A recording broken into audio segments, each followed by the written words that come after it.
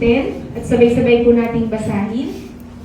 Ngunit upang hindi ako magyabang sa dami ng kamangha-manghang mga bagay na nasaksihan ko, ako'y binigyan ng pahirap sa aking katawan na nagsisilbing sugo ni Satanas upang pahirapan ako at nang sa gayoy hindi ako maging palaro.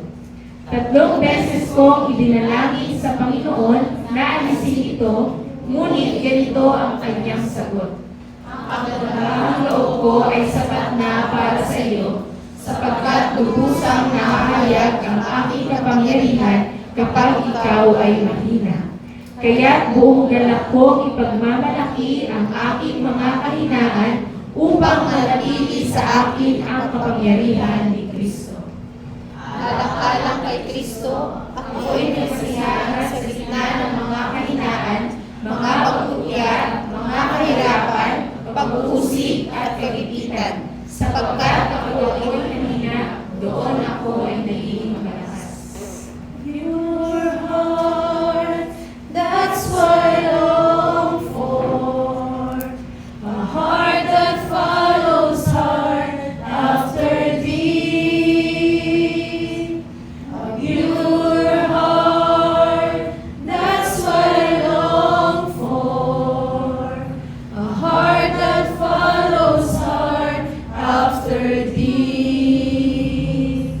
A heart that hides your words so that sin will not come in. A heart that's undivided but one your own and pray.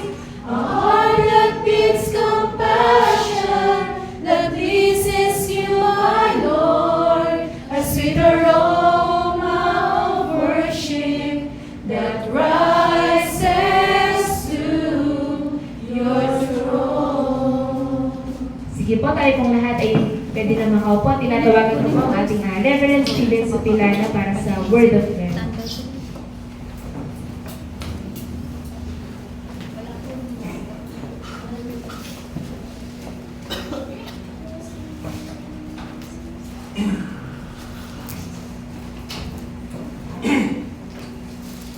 Amen. Purihin ang Panginoon.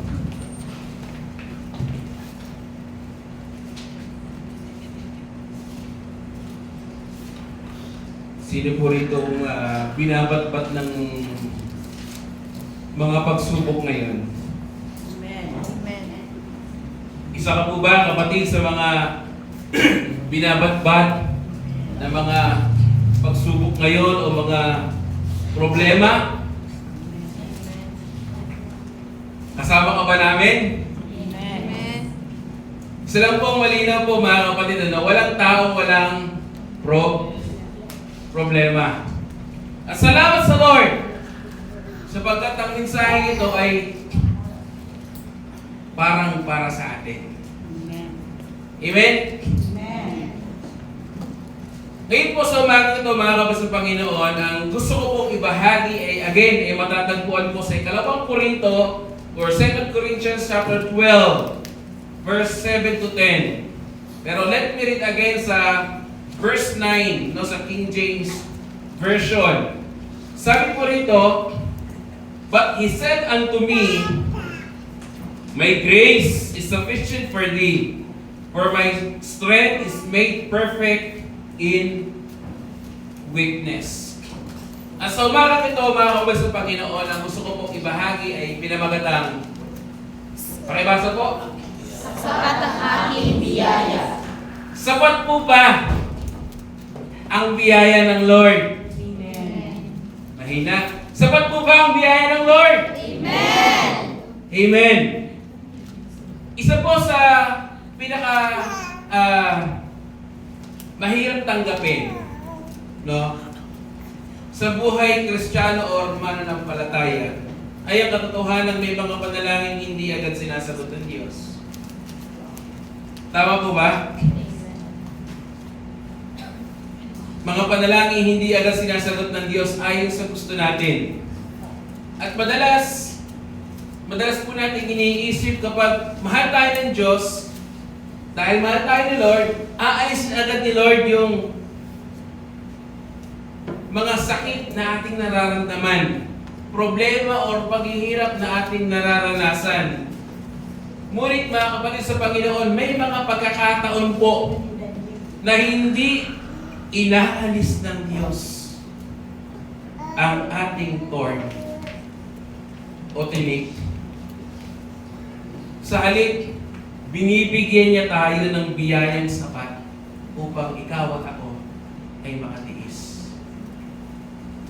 Sa mundo po natin, mga kapatid, ang puno ng kahinaan. Sa mundong puno ng discouragement, sa mundong puno ng suffering, sa mundong puno ng uncertainty, natural po sa atin bilang isang tao na gusto natin maging malakas at maging independent. Ayaw nating maramdaman ang helplessness. Ngunit ayon po sa 2 Korinto chapter 12, verse 7 hanggang 10, ipinapakita po ni Apostol Pablo, mga kapatid, na minsan ang pinakamalalim na karanasan ng biyaya ng Diyos ay hindi sa panahon ng lakas, kundi sa panahon ng ating kahinaan.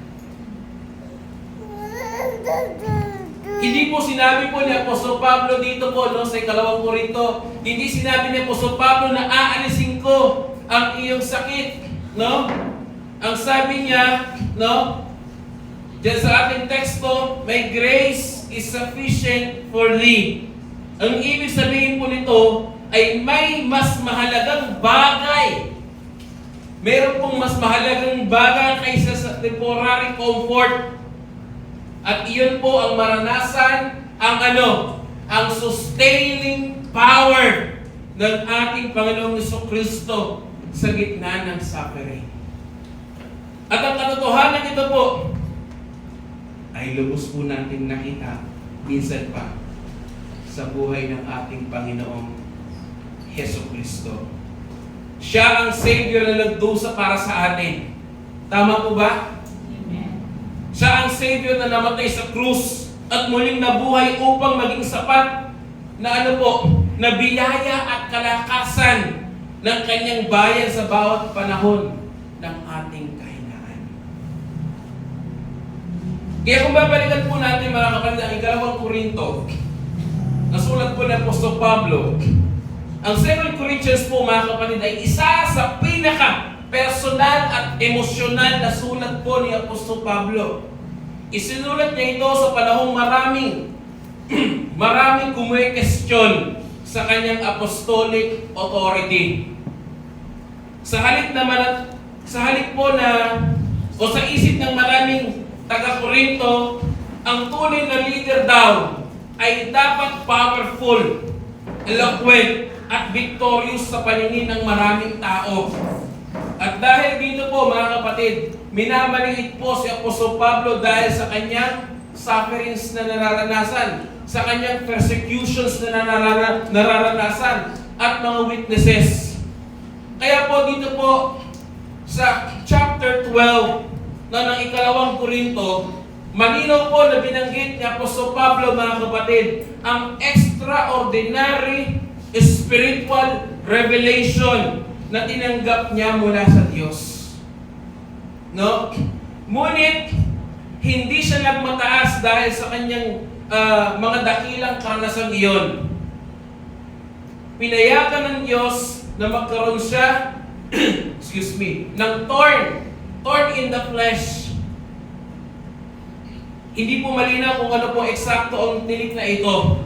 Maaaring ito po ay physical illness, pwedeng persecution, pwedeng emotional suffering. Ngunit ang isa pong napakalinaw, mga kapatid sa Panginoon, na ito po ay may bigat at masakit.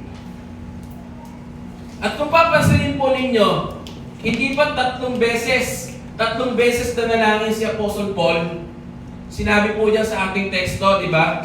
3 beses siyang nanalangin upang ito ay alisin yung kanyang nararanasan at nararamdaman. Ngunit hindi yun ang kalooban ng Diyos sa kanya pong buhay. Sa halip, ano po yun? Ibinigay ng Panginoon ang mas dakilang sagot. Imbis na alisin yung kanyang nararanasan. Ano yung sagot na ibinigay ng Diyos sa kanya? Sapat na biyaya, kapangyarihan sa gitna ng kahinaan. My grace is sufficient. Amen. Amen and amen. Now, ano po yung problema? Ano po yung core problem here? Sa next slide po, atihan. Madalas gusto po natin ang kapangyarihan ng Diyos. Ngunit ayaw natin ng kahinaan kung saan ito nahahayag. Nais natin ang deliverance, ngunit ayaw natin ang dependence. Mas gusto natin umasa sa sarili natin strength kaysa sa lubos na magtiwala sa sapat na biyaya ng ating Panginoon sa Kristo. Hindi ba't ganyan tayo?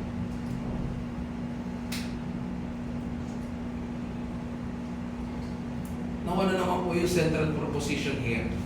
Sa next slide po, atihan.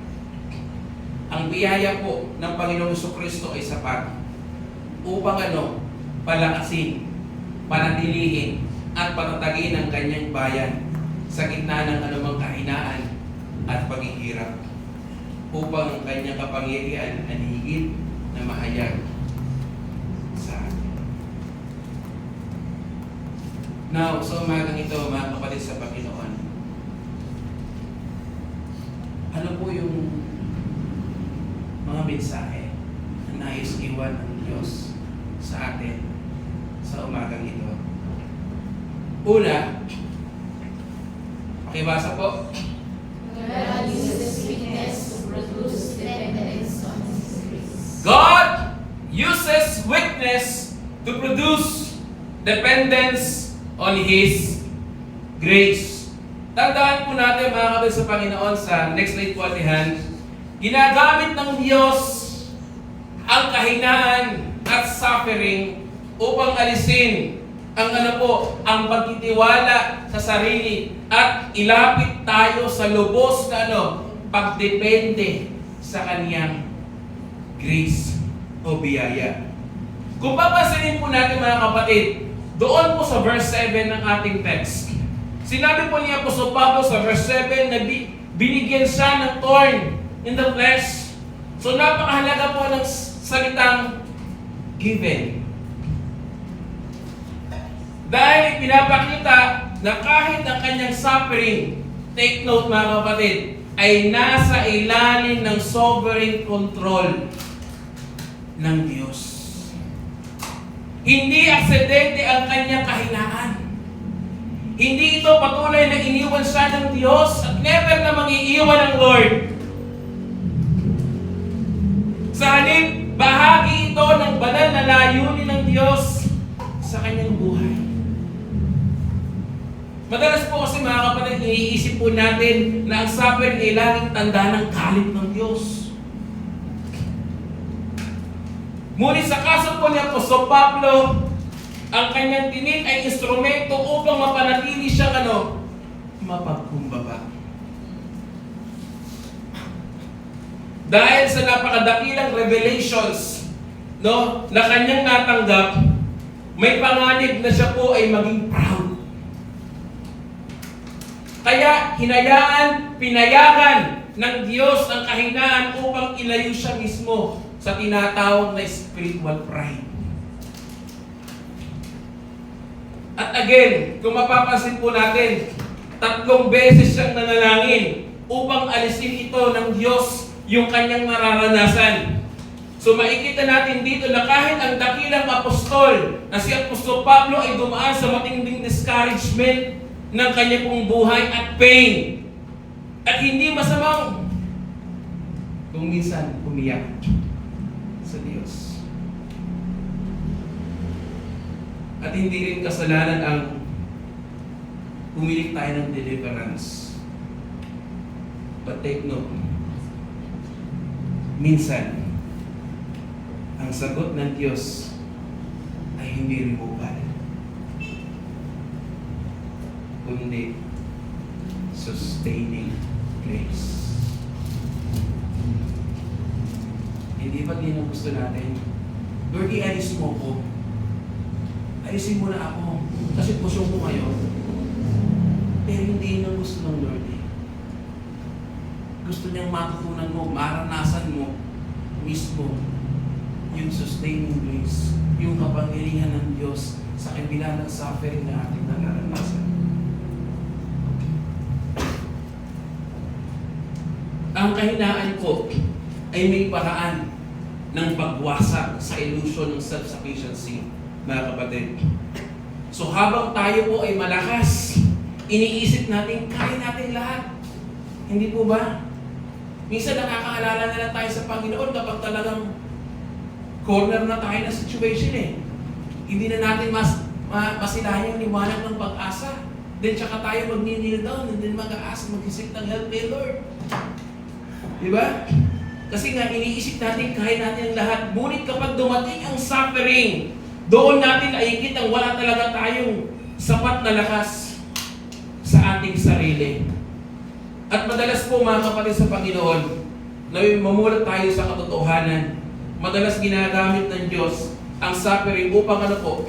Upang ituro sa atin na siya lamang ang tunay nating kailangan. Kaya ang tinik ni Apostol Pablo ang nagtulak sa kanya sa mas malalim na panalangin at dependence sa ating Panginoon. Ang mga bagay na gusto niyang alisin ay maaaring, iyon din ang ginagamit ng Diyos upang ilapit tayo sa Kanya. Let me your ears, mga kapatid sa Panginoon. Hindi interesado ang Diyos na gawing comfortable lamang ang ating buhay. Ang mas mahalaga sa Kanya, alam niyo po kung ano? Ang ating sanctification at Christ-likeness. Kaya minsan talagang pinapayagan ng Diyos ang ating kahinaan upang hubugin tayo ayon sa larawan ng ating Panginoong Hesukristo. At tulad po ni Apostol Pablo, mga kapatid sa Panginoon, minsan hindi natin nauunawaan agad kung bakit may mga bagay na hindi iniaalis ng Diyos. Ngunit maaari tayo magtiwala na may mabuti siyang layunin kahit sa gitna ng sakit or pain. Ako po, hindi lingid sa inyong alaman. Di ba? Meron akong kapatid na nakakulong. Nagabi nga lang, kachat ko siya. Marami siyang pinapasa sa akin. Nag-uusap kami mag-asawa, sabi ko, Lord, help me. No? Kasi talagang ang Diyos na lang talaga ang siyang higit kong tulong at kailangan upang makayanan ko din yung tinatawag naming kumbaga minsan pa nag-usap kami parang instant problem sa amin eh. naiatang na pasanin, no? Kahit hindi ko gusto, pero ibinigay ng Diyos. Pero I do believe na hindi ibinigay ng Diyos yun. Una, dahil wala siyang mabuting plano. At naniniwala ko, ayon din po sa Corinthians, na walang pagsubok o hamon o tukso na hindi natin kayang pagtagumpayan. Tapat ang Diyos at siya magbibigay sa atin ng kalakasan upang tayo ay magtagumpay. Amen? Amen. No? So tandaan po natin mga kapatid sa Panginoon. Sa next slide po atihan. Ang kahinaan ay hindi palaging tanda ng pagkawala ng pagmamahal ng Diyos. Madalas, ito mismo ang paraan niya upang ilapit tayo sa Kanyang biyaya. Meron pong isang magsasaka, mga kapatid. May isang magsasaka na pumuputol or nagpuprune, no, ng mga sanga ng ubas o sa kanyang taniman. Sa tingin ng iba o ng marami, parang sinisira niya lamang yung halaman dahil may mga bahaging inaalis siya. Ngunit ang totoo, ginagawa niya ito upang mas lalo itong mamunga at maging, mas malusog. Ganun din po sa ating buhay pananampalataya, mga kapatid sa Panginoon. May mga bagay na iniaalis ng Diyos sa ating buhay. Mga plano, kagustuhan, o minsan pati ang comfort natin. Not to harm us, but to produce spiritual fruit in us. Kaya tandaan po natin, mga kapatid, sa next slide po, atihan, ang suffering ay kadalasang pruning process. Uulitin ko po, ang suffering ay kadalasang pruning process ng Diyos upang mas mahayag sino? Ang ating Panginoong Jesucristo sa ating buhay. Sabi po sa James chapter 4 verse 6, sige po, pakibasa mga kapatid. It is more grace, therefore it says, God opposes the proud, but gives grace to the humble. Amen. But He giveth more grace, wherefore He said, God resisteth the proud, but giveth grace unto the humble. Tandaan po natin, mga kapatid sa Panginoon, ang biyaya ng ating Diyos ay ibinibigay sa mga taong marunong magpakumbaba at umasa sa Kanya. Ang pride ay nagtutulak sa tao na magtiwala sa sarili. Ngunit ang kahinaan ay nagtuturo ng dependence sa ating Panginoon. At again, madalas ginagamit ng Diyos ang suffering upang alisin ang self-reliance sa puso ng isang believer o ng isang mananampalataya.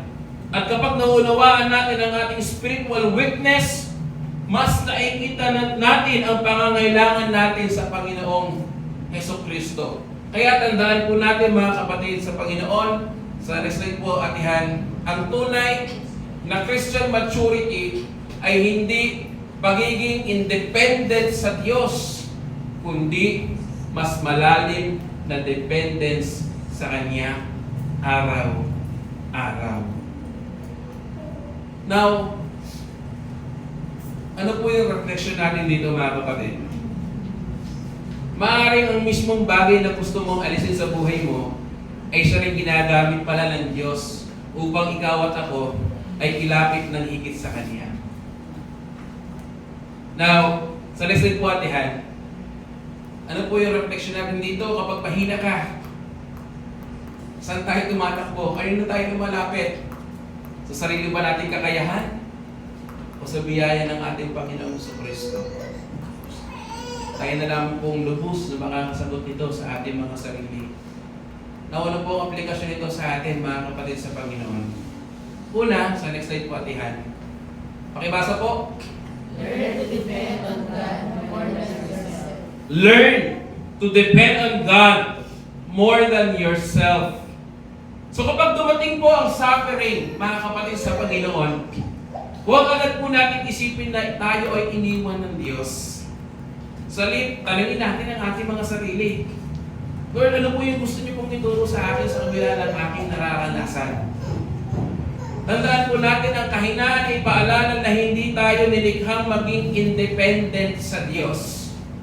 Ang panalangin, lend your ears, ang panalangin po ay hindi po last option, kundi lifeline ng isang mananampalataya. So habang mas nakikita natin ang limitations natin, mas nakikita natin ang sufficiency ng ating Panginoong Jesucristo, at habang mas umaasa tayo sa Kanya, mas lumalalim din ang ating pananampalataya sa ating Panginoon.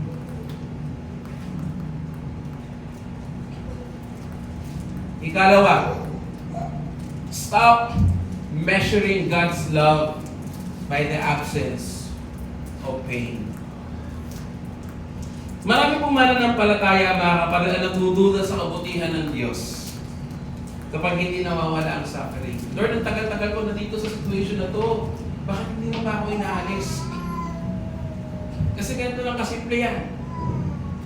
Kasi maaaring hindi ka pa rin natututo.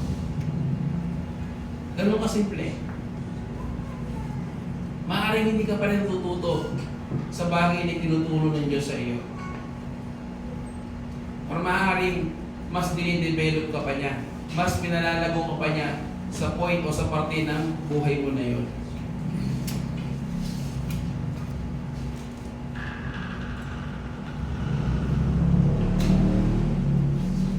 Again, maraming believer ang nagdududa sa kabutihan ng Diyos kapag hindi nawawala ang suffering. Ngunit tandaan po natin mga kapatid sa Panginoon, ang greatest proof ng love ng Diyos ay hindi po comfortable life, kundi ang krus ng ating pong Panginoong Jesucristo. Tandaan po natin, hindi po palaging inaalis ng Diyos ang trial. Ngunit, hindi rin niya tayo iniiwan dito. Ang kanyang grace ay sapat sa bawat araw ng ating buhay. At kahit hindi natin maintindihan ng lahat, mga kapatid, yung mga nangyayari sa ating buong buhay, maaari tayo magtiwala sa kanyang sovereign wisdom at goodness. Kaya tandaan po natin mga kapatid, sa next time po atihan, God often allows weakness not to destroy His people, but to strip them off, self-reliance and anchor them completely in His sufficient grace.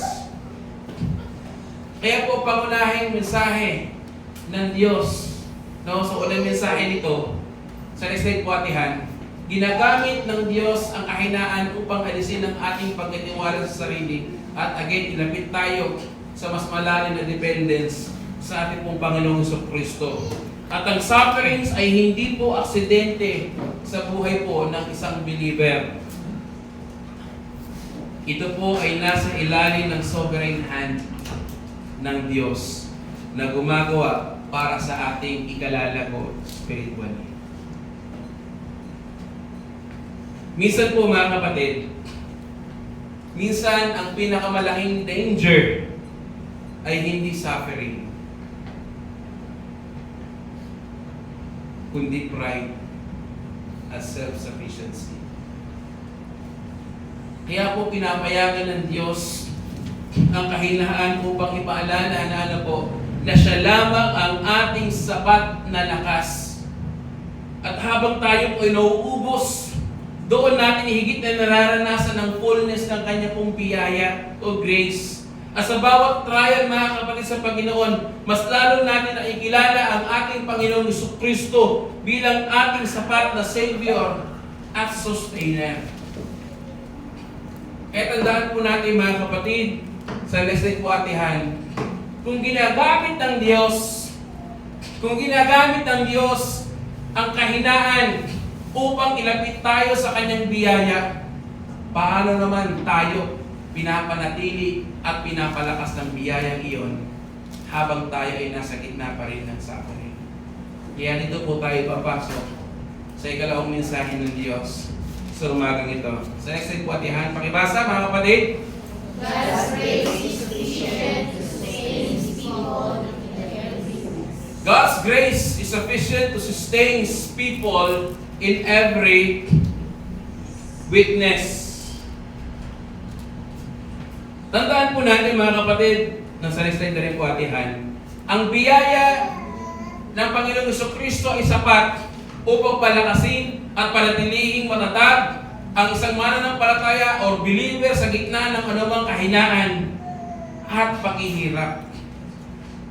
Kaya kung papasinin po natin sa verse 9 ng ating pong text, sinabi ng Panginoon kay Apostol Pablo, "My grace is sufficient for thee."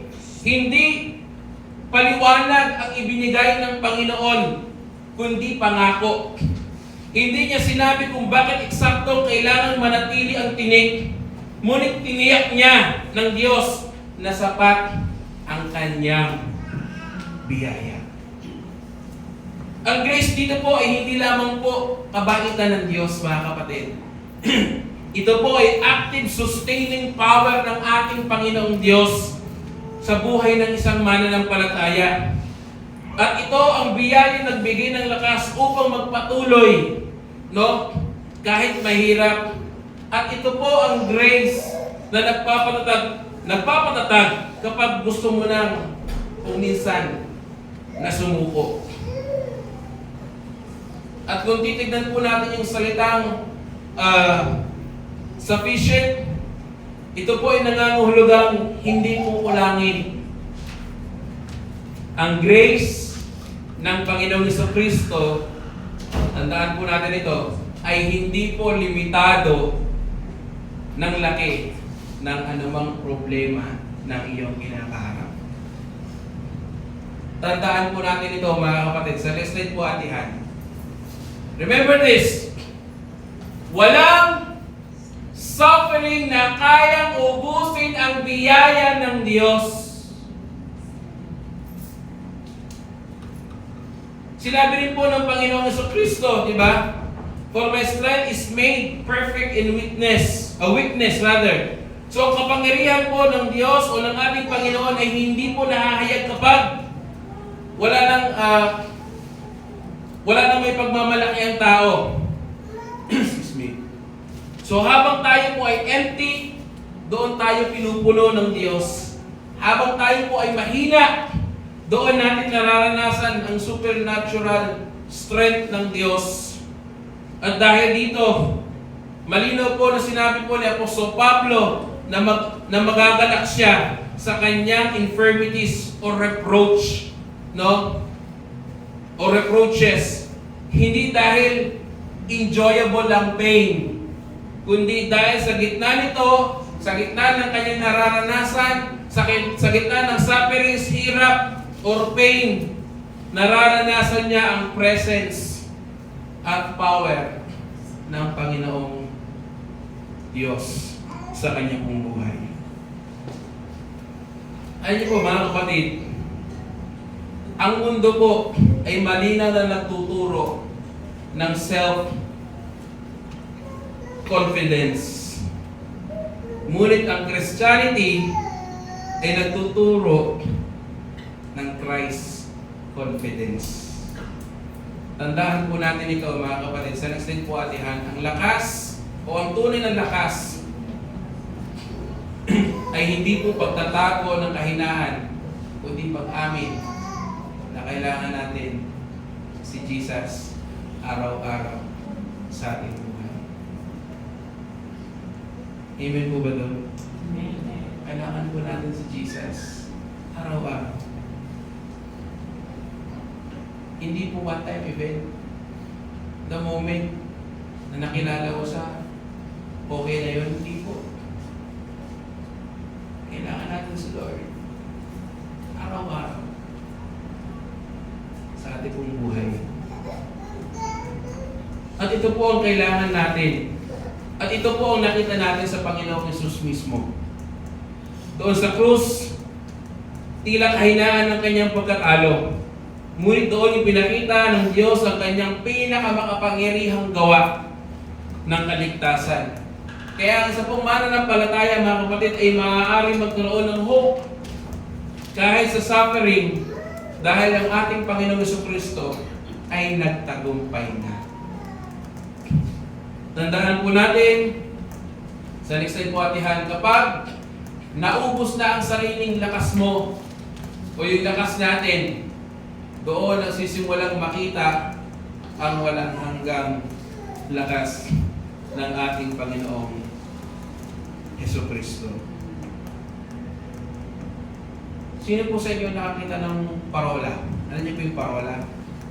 Lighthouse. Lighthouse. No?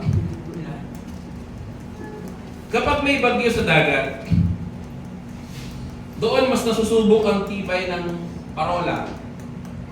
Habang lumalakas ang hangin at lumalaki ang alon, mas nagiging mahalaga ang liwanag nito upang gabayan ng yung mga barko na nadaan sa gitna ng karagatan. Ganon din po ang kapangyarihan ng ating Panginoong Jesucristo, mga kapatid, sa buhay ng isang mananampalataya. Sa gitna po ng pinakamalaking bagyo ng ating buhay, mas maliwanag nating nararanasan ng gabay, kapayapaan at katapatan ng ating Panginoon. Ang trials ay hindi pagkawala ng liwanag, kundi pagkakataon upang mas makita po natin ang ating Panginoong Kristo, ang ating matibay na tanglaw ng ating buhay. Sabi po sa Isaiah, pakibasa po yung Isaiah. His power, release, and strength to us. Mga kapatid sa Panginoon, napakalinaw po na ang Diyos ay nagbibigay ng lakas sa mga taong umaaming sila ay mahina. Hindi niya hinihinging maging self-sufficient tayo bago tayo gamitin. Sa halip, nais ng Panginoon na matutunan nating umasa sa Kanya. At ang grace ng Lord ay sapat hindi dahil maliit ang ating problema, kundi walang hanggan ang Kanyang kapangyarihan. At habang tayo po ay nagtitiwala sa Kanya, sa ating Panginoon, ang Diyos ay nagbibigay ng endurance, ng peace, ng hope, kahit sa gitna ng ating mga suffering. Kaya tandaan po natin, ang tunay na strength o kalakasan ng isang mananampalataya ay hindi nanggagaling sa sarili, kundi nanggagaling sa ating Panginoon. Kaya tandaan po natin, mga kapatid, sa next slide po atihan, kung hindi, ito po, mahalagang katanungan sa bawat isa sa atin. Kung hindi alisin ng Diyos ang thorn sa iyong buhay, sapat pa rin ba sa iyo si Kristo?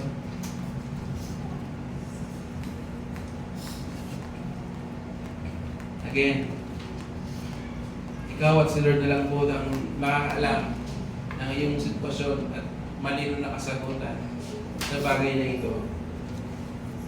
Pero tandaan natin, ano po yung aplikasyon natin dito?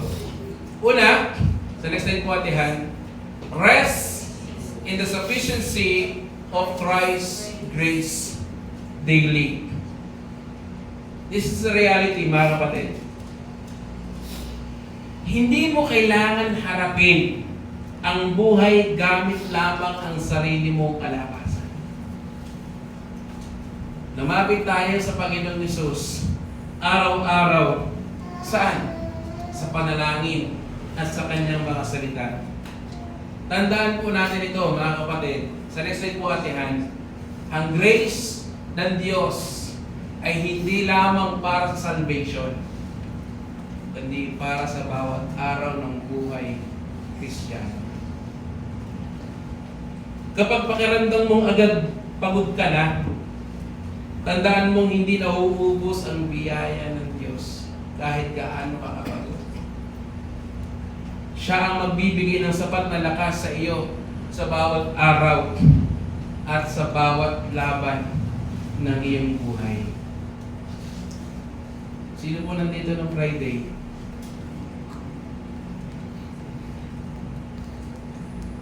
The battle is? Amen.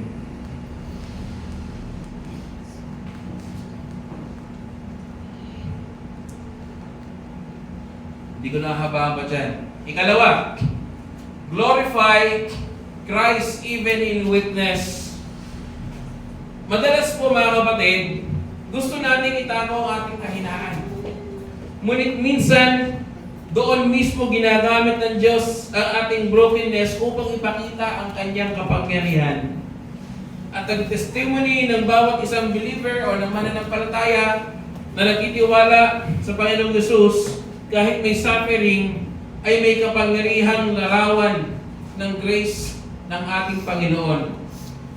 At kapag tayo po ay nanatiling tapat sa gitna ng pain, nakikita ng mundo ng ating Panginoon o Panginoong Jesucristo ang tunay nating kayamanan at kalakasan. At dahil doon naluluwalhati ang ating Panginoon. Tandaan natin mga kapatid, sa next day po atihan. Pakibasa po mga kapatid.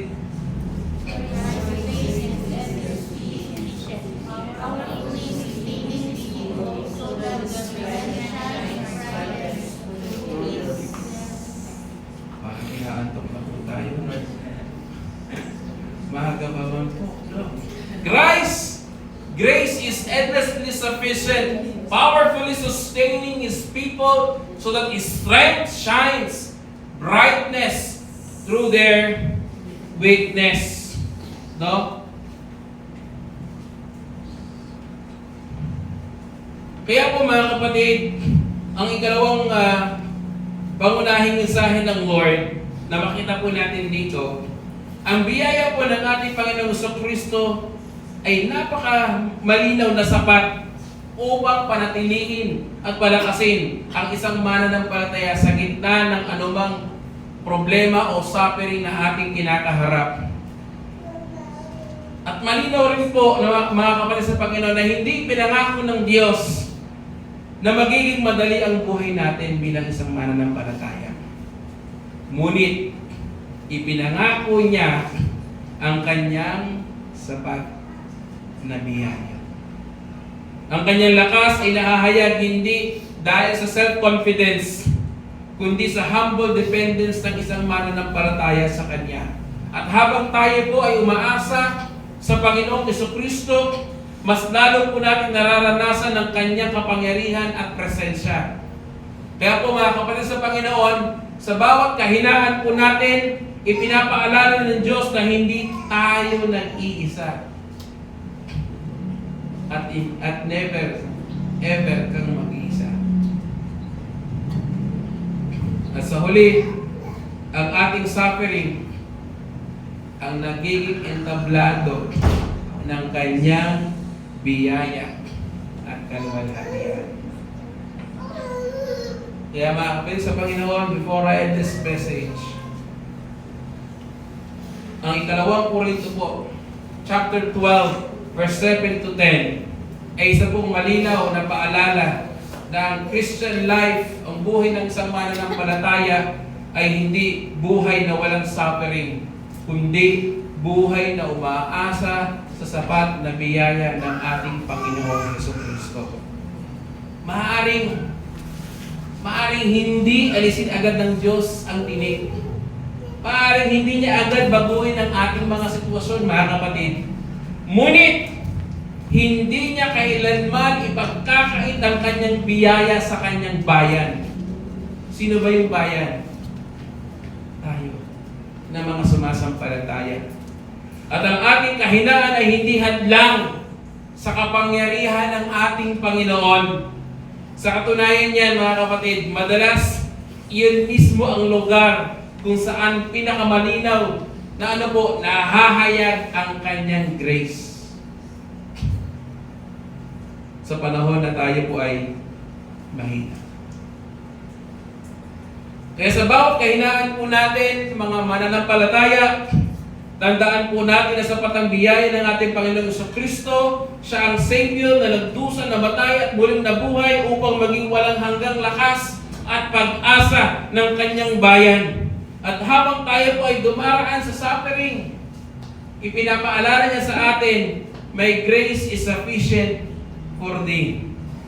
Kaya, tandaan po natin mga kapatid na kahit tayo po ay mahina, maaari tayong manatiling matatag. Saan? Dahil ang kapangyarihan ng ating Panginoong Jesucristo ay nananahan sa mga pusong lubos na umaasa sa Kanya. Lubos ka ba umaasa sa Kanya, kapatid? Kanina ka umaasa? Sa kapitbahay? Sa tao? Sa gobyerno? Dapat ang ating pag-asa ay tunay nating isinasali sa ating Panginoon. Na siyang tunay na makapagbibigay ng lubos na kapayapaan, kagalakan, pagpapala, at marami pang iba. Kaya mga kapatid, sapat ang biyaya ng Diyos. Tayo po'y manalangin. Lord, salamat po, Panginoon, sa umagang ito na